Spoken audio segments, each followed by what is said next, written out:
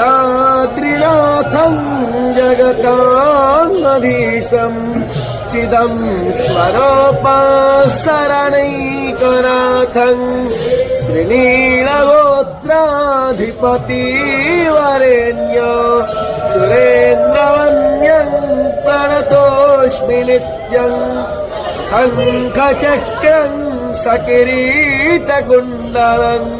सपीतवस्त्रं शरशिरोभक्षणं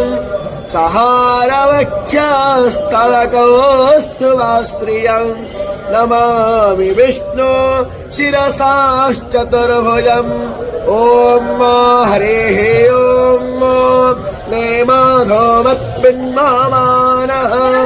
मा जीवः